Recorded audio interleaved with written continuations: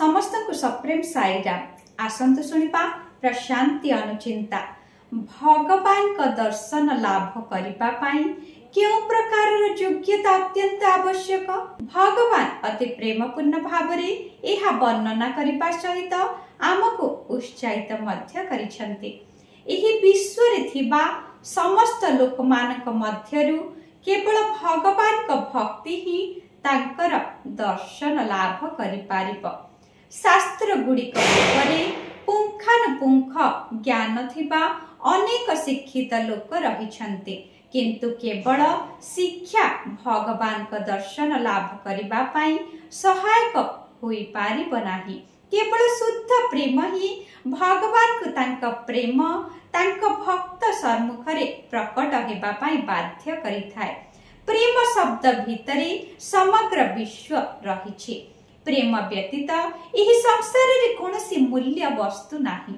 भगवान को प्राप्त करिबा पाई प्रेम मार्ग ही सर्वश्रेष्ठ अटे। प्रेमर अनवरत प्रवाह समस्त को आनंद प्रदान करिथाय। समग्र मानव समाज पाई भगवत प्राप्ति निमंते एहा ही सहज मार्ग।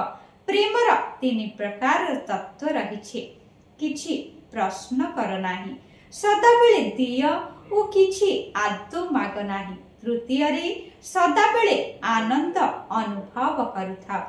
प्रेमर मार्ग अनुसरण करिबा उपरे मनुष्यर आनंद निर्भर करिथाय। तुमे प्रेमर मार्ग अनुसरण करि पारिले भगवान मध्य आनंदित हेबे। एहा परे से तुमको प्रेमर परम आनंद भितरे नृत्य करिबा पाई सक्षम कराइबे। उक्त दिव्य संभाषणटी भगवान एप्रिल 24 तारिख 1996 मसीहारे समस्त को सूचाई देइथिले। कहिबार तात्पर्य संकीर्ण चिंताधारा ओ अनुभव गुड़ी को त्याग कर, अन्य मानक प्रति करुणा भाव प्रदर्शन कर। करुणा भाव हेउछि भक्तिर परिचायक अटे। जय साईराम।